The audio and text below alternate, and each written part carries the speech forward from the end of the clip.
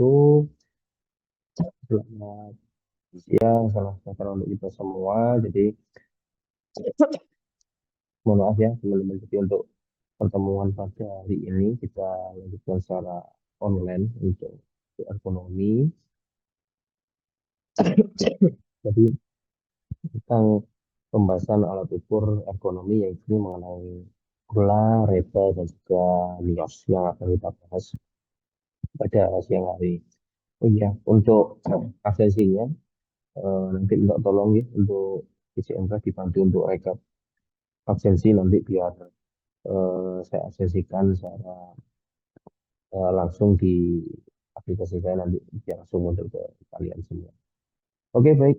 Melanjutkan pertemuan kemarin, jadi alat ukur ergonomi itu sebenarnya ada beberapa juga, termasuk gula, reba, dan nios, dan ada OS dan sebagainya. Tapi yang intens dan mungkin spesifik dengan ranah fisioterapi biasanya memang reba dan gula. Dan nios ini juga bisa karena juga masih masih apa namanya lebih lebih dari alat ukurnya masih bisa lebih spesifik ke ranah fisioterapi. Jadi yang lebih familiar ya tiga, ya dua aja sebenarnya gula sama reba. Jadi kita bahas nanti tentang perbandingannya juga mengenai alat ukurnya sehingga nanti buat teman-teman mungkin yang sudah melaksanakan penelitian menggunakan gula atau reba, jadi teman-teman ya yang sudah bisa ya wis kita anggap apa namanya kita kita review aja gitu ya. Oke, jadi dalam fisioterapi sendiri ya, pemahaman tentang alat ukur itu menjadi sangat penting. Jadi yang pertama bisa menilai untuk gangguan risiko MSDS, menganalisis postur dan beban kerja, serta menentukan strategi pencegahan cedera, pada tenaga kerja maupun fisioterapis itu sendiri.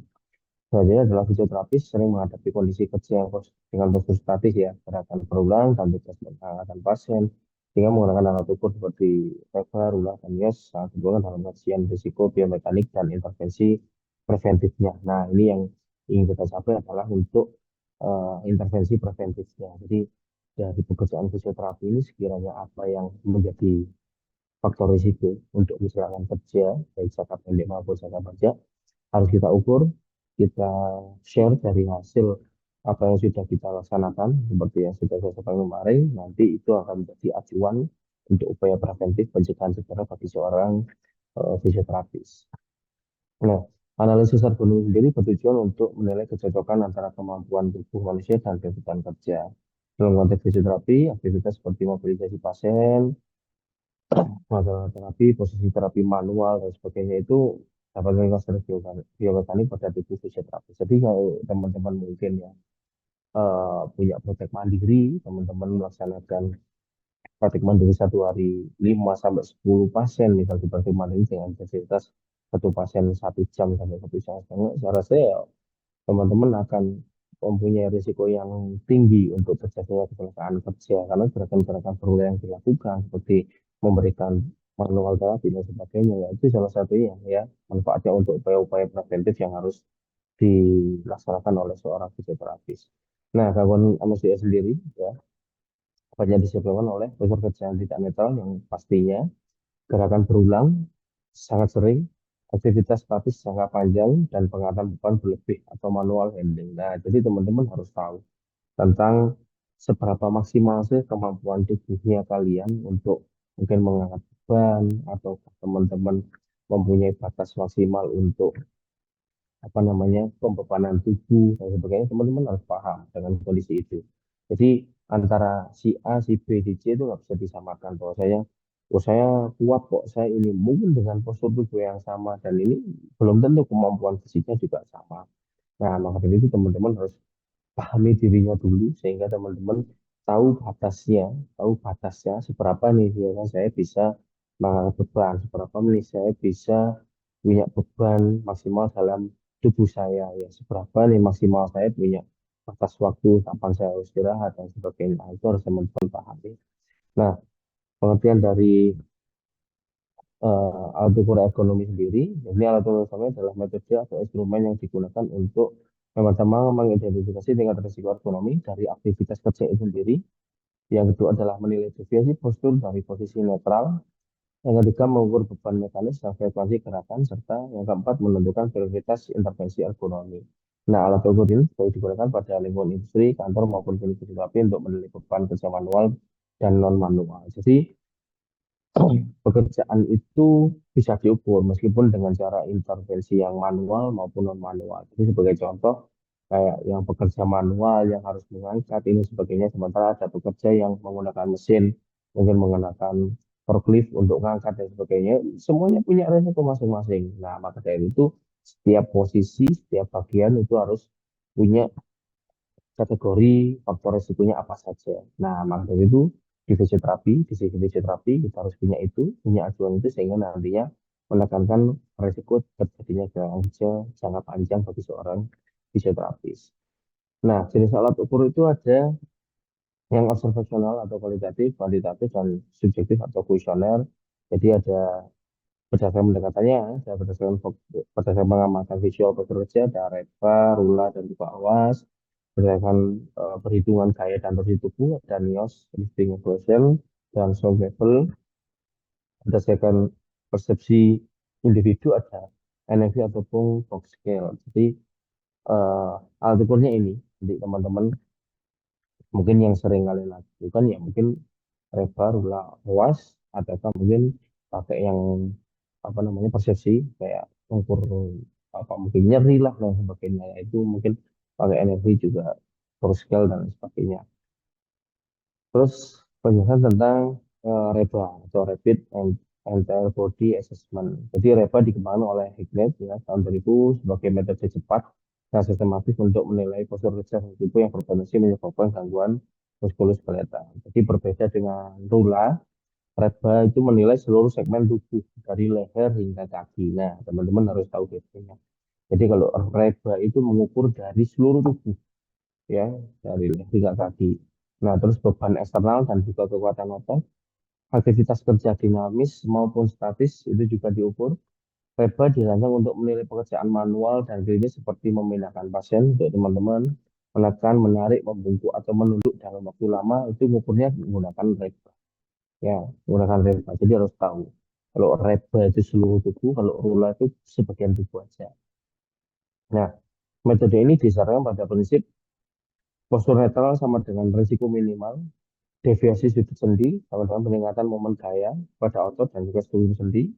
Semakin besar deviasi dari posisi netral, semakin tinggi resiko stres mekanis dan juga cedera. Sebagai contoh, membekuk 60 derajat dari posisi netral dapat meningkatkan tekanan pada diskus intervertebralis hingga 6 kali lipat berat beban yang diangkat. Nah, ini salah satu contohnya. Ya, makanya kemarin sering saya contohkan ke teman-teman kalau mengangkat beban itu dengan posisi yang seperti apa, yang betul kayak gimana, terus juga harus paham beban maksimal tubuh dan sebagainya. Jadi ada satu kondisi yang memang kadang kayak mungkin saya kuat ngangkat 50 kilo misalnya kan normalnya, tapi ternyata saya diminta ngangkat 75 kilo. Ya sebenarnya kuat ya kan, ya kuat-kuat aja, tapi kan itu melebihi batas kemampuan tubuh saya. Ya sehingga ketika saya mengangkat 75 kilo tadi, resiko apa saja yang bisa terjadi pada tubuh saya itu justru kelihatan semuanya, ya kan. Kalau apalagi kalau posisinya nggak benar, posisinya salah dan sebagainya, akan kelihatan nanti resikonya seperti apa. Nah, dari situ makanya teman-teman saya minta teman buat ya mungkin pahamilah, maksudnya dari masing-masing teman-teman punya eh, catatan bahwa kemampuan tubuhnya itu segimana sih, ya kan. Jadi batas kemampuan tubuhnya itu sampai mana. Teman-teman punya batasan-batasan itu sehingga nantinya saat melakukan aktivitas mungkin pembebanan atau aktivitas fisik lainnya, teman-teman punya batasan nih, agar tidak meningkatkan faktor risiko kecelakaan kerja maupun cedera pada bagian tubuhnya. Nah, tujuannya adalah menilai risiko atau gangguan MDS akibat postur kerja, memberikan skor risiko ekonomi untuk menentukan tindakan korektif apa yang harus dilakukan.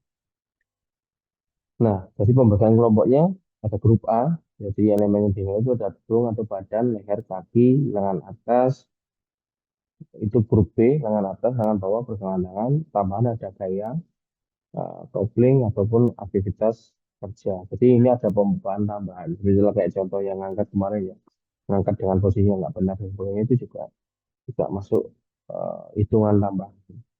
Nah, prosedur untuk penilaian label sendiri, ya, jadi amati atau foto atau video posisi kerjanya. Jadi eh, ini nanti yang kalian buat nanti segera saya share lah. Nanti mungkin hari ini atau besok saya share untuk apa namanya tugas output akhir nanti di UAS untuk membuat video edukasi tadi. Terus tentukan sudut deviasi masing-masing segmen tubuh. Jadi masukkan nilai ke tabel laba A dan B, kombinasikan skor AB, dapatkan skor C, tambahkan skor gaya, kemudian menghasilkan skor akurat. Nah, ini skornya. Jadi skor laba 1 itu resiko sangat rendah, jadi tidak perlu tindakan. Jadi masih bisa ditoleransi lah. Jadi skor 1 itu biasanya muncul gara-gara mungkin pembebanan berlebih sedikit tadi itu ya. Skor 2, 3 itu resiko rendah, mungkin perlu perubahan kecil. Nah, perubahan kecil mungkin dari cara kerja, sebagai contoh kayak tadi mengangkat posisi dengan tidak benar dan sebagainya. Terus poin 4 sampai 7 itu resiko sedang, perlu untuk investigasi dan juga tindakan. Nah, ini sudah masuk ke level resiko kerja yang tanpa disadari biasanya, ya, kan, tanpa disadari. Jadi udah terlanjur nyaman, posisi enak dan sebagainya saat kerja. Akhirnya ya wis tanpa disadari eh, resiko ini untuk jangka panjang. Terus 8 sampai 10 itu resiko tinggi, butuh perbaikan segera. Nah, yang di atas 11 itu resiko sangat tinggi, perlu intervensi segera. Jadi biasanya kayak merubah set tempat kerja atau merubah eh, posisi kerja atau merubah eh, bagian-bagian penunjang untuk kerja seperti contoh operator mesin merubah kursinya, meninggikan, merendahkan atau diberikan penyangga, bagian punggung dan sebagainya seperti itu. Saudara. Nah, contohnya aktivitas fisioterapis mobilitas pasien pasien dari bed ke kursi. Nah, sebagai contoh ya. Jadi sebagai dari punggung memungkung 45 derajat, skornya 4. Leher fleksi 20 derajat, skornya 2. Lengan aduksi 30 derajat, skor 3. Beban pasien sedang, skor tambah 1. Nah, tolerable 9, resiko tinggi, solusi ergonominya. Jadi tinggikan berat pasien, tegakkan tubuh fisioterapis ke pasien, gunakan alat bantu transfer. Nah, ini adalah solusinya langsung bisa langsung muncul. Ya, kayak yang sudah saya contohkan kemarin tentang bed yang harus ditinggikan, direndahkan dan sebagainya. Ya, ya harus memang dilakukan seperti itu karena eh, ya kalau satu hari cuma satu pasiennya mungkin yo masih masih bisa tertoleransi ya. Tapi kalau satu hari teman-teman bisa sampai 10 pasien ya kan, sampai 20 pasien mungkin ya. Oh, enggak langsung cedera kalian ya dalam waktu dekat ya kan. Jadi bukan jangka panjang lagi tapi dalam waktu dekat. Nah, itu sebagai contoh. Nah, ini sebagai contohnya untuk alat ukurnya atau kuesionernya untuk reba ya kan untuk reba. Jadi teman-teman banyak sekali referensi ya kalau teman-teman lihat di internet itu banyak referensi untuk alat ukurnya untuk gambarnya seperti apa ya.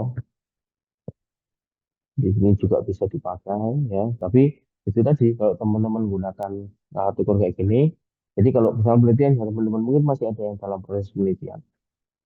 Jadi jelaskan dulu tentang apa yang akan kalian lakukan. Ya kan jelaskan dulu secara spesifik tentang apa yang akan dilakukan, terus bagaimana caranya, terus nanti apa saja yang akan dilakukan pasien sesuai arahan kalian, lalu nanti hasilnya apa, nanti tujuannya apa, sebenarnya itu harus kalian jelaskan agar pasien pun juga paham dengan posisi-posisi ataupun instruksi-instruksi yang akan kalian berikan. Jadi kadang yang nggak di briefing aja, ya apa di briefing aja kadang nggak ngerti, apalagi nggak di briefing nggak gitu ya. Jadi cara saya jelaskan ya jelaskan, yo nggak jelaskan tabelnya ini juga, cuman jelaskan bagaimana prosedur dan sebagainya.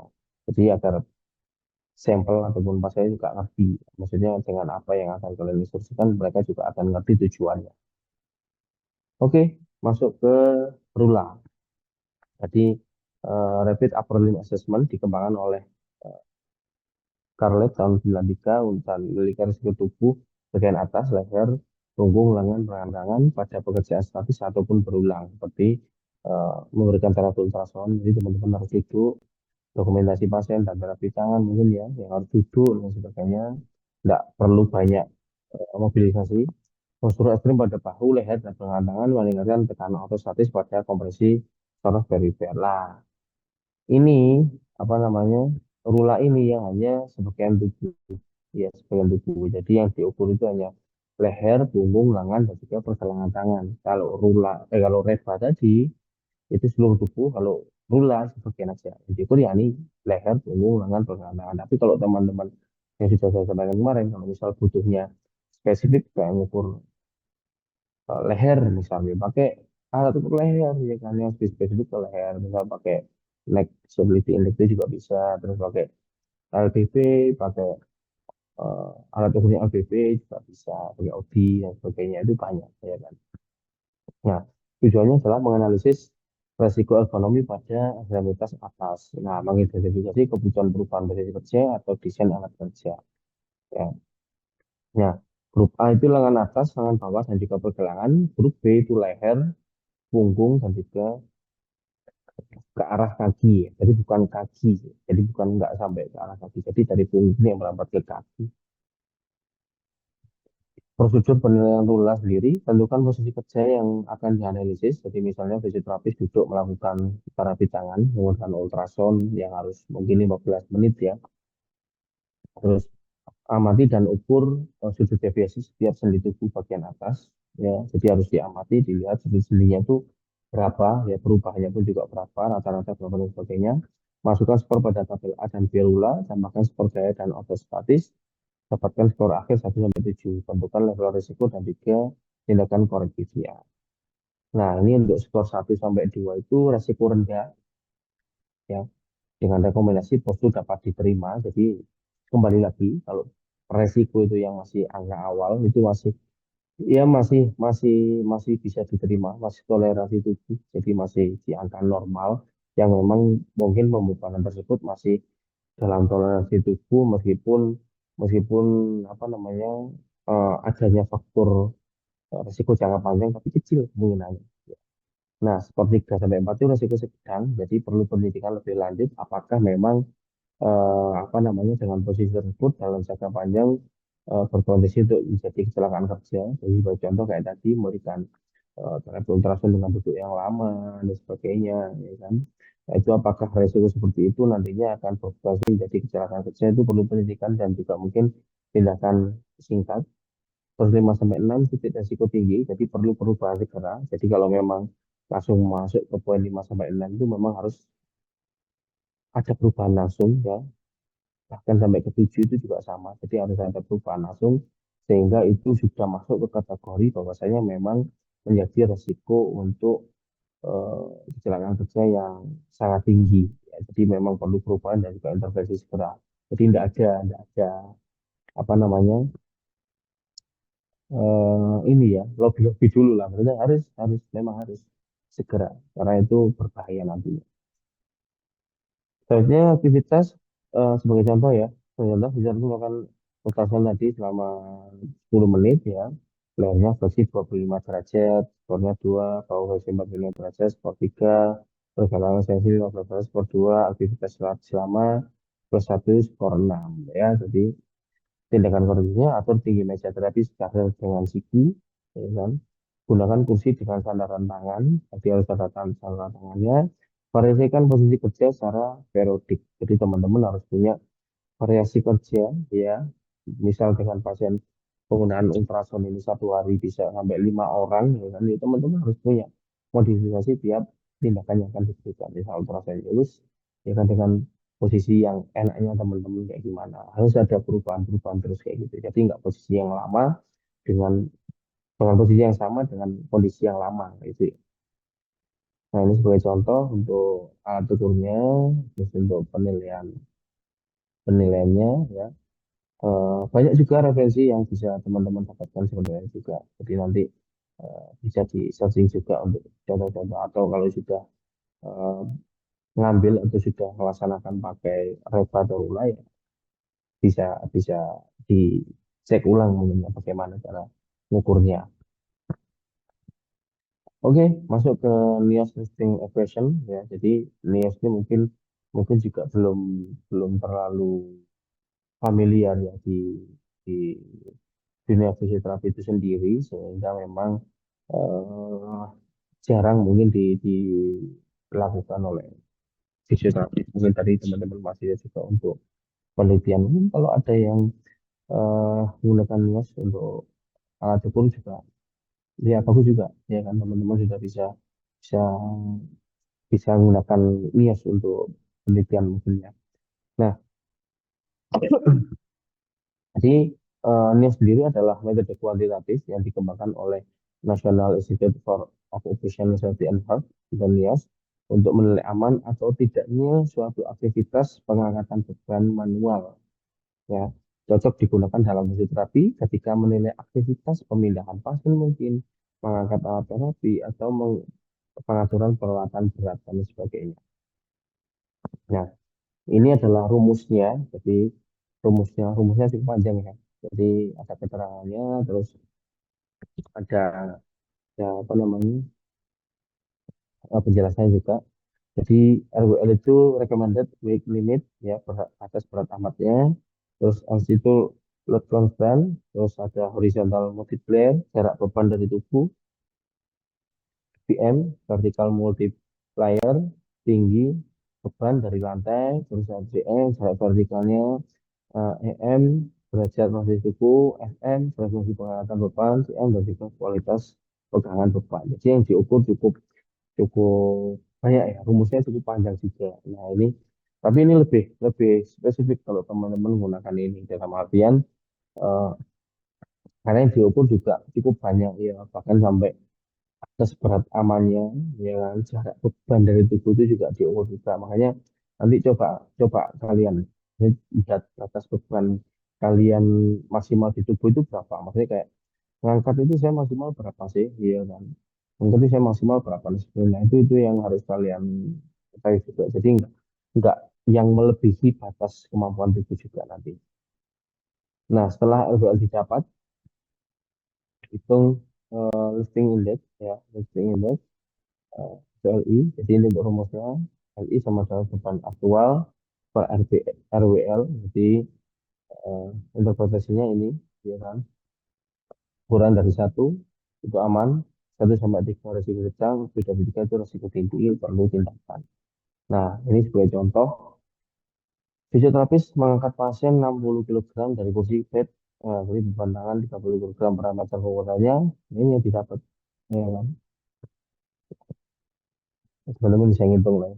Ini nanti sebagai contohnya. Nah, ini termasuk ke risiko tinggi untuk punggung bawah ya, karena dari cara dari analisisnya, jadi menggunakan punggung bawah sebagai pembebanan dan juga melebihi batas maksimalnya.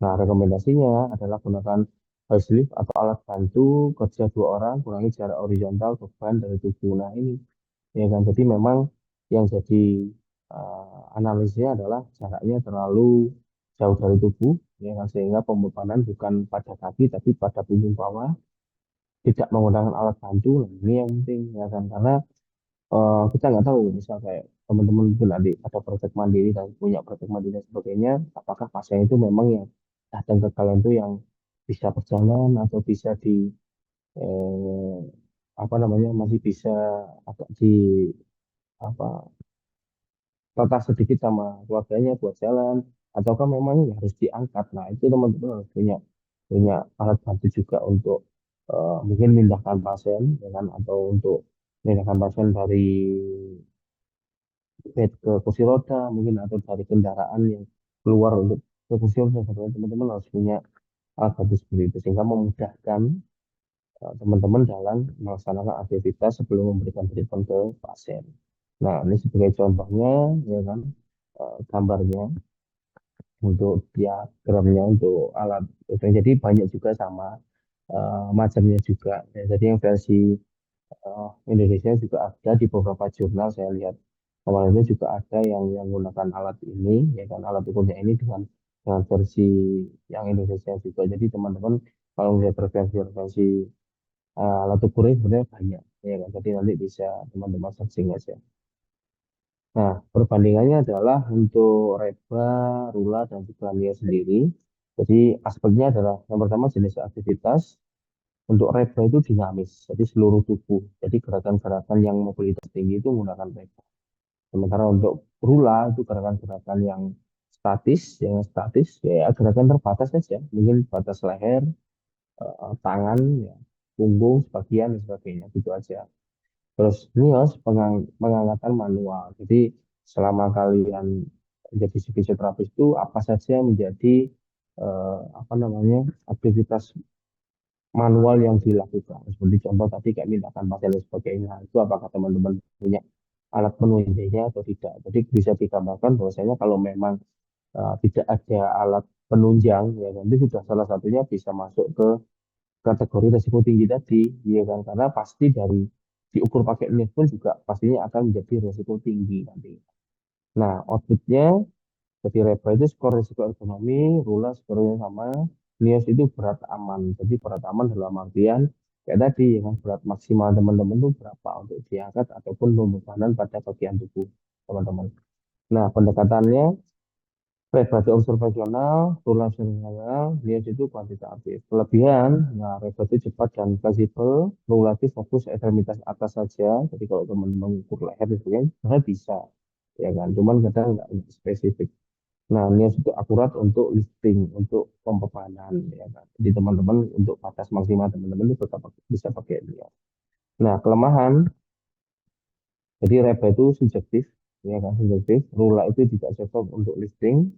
Jadi NIOS itu perlu perhitungan rinci. Dalam artian, ya kayak tadi itu sudah udah spesifik juga. Tapi perlu perhitungan rinci di aspek-aspek bagian tubuh mana yang memang jadi resiko.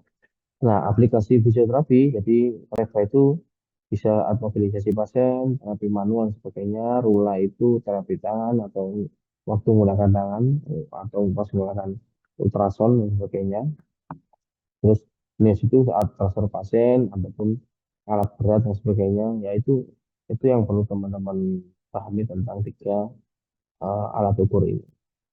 Nah, Reba dan Rula sendiri, Reba, Rula, dan NIAS merupakan alat ukur utama dalam analisis ergonomi yang membantu fisioterapis mengidentifikasi risiko MSDS. Nah, apakah tidak ada alat ukur lainnya? Oh, banyak alat ukur lainnya, ya kan. Tapi eh, yang lebih bisa spesifik arah fisioterapi ya ini baru dan bukan ya karena teman-teman butuh mobilisasi yang tinggi mulai reba mobilisasi yang statis teman-teman menggunakan rula terus pemubanan teman-teman menggunakan lias itu aja yang penting teman-teman pahami aja dulu dirinya untuk apa sih maksimal kapasitas tubuh saya untuk mengangkat beban dan sebagainya.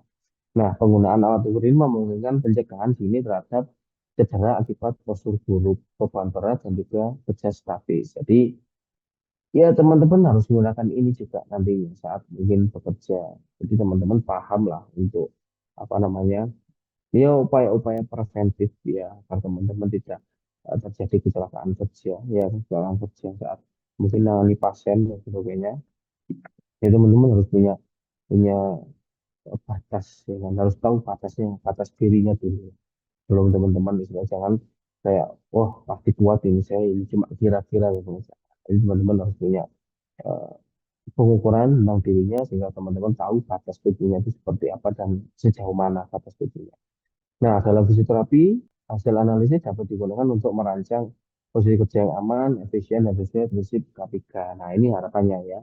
Harapannya adalah hasil analisis ini dapat digunakan untuk perancangan posisi kerja yang aman, ya efisien dan juga sesuai prinsip K3 sehingga nantinya bagi seorang fisioterapis tetap tetap punya eh, aturan atau acuan bahwasanya fisioterapi itu sesuai dengan prinsip-prinsip K3.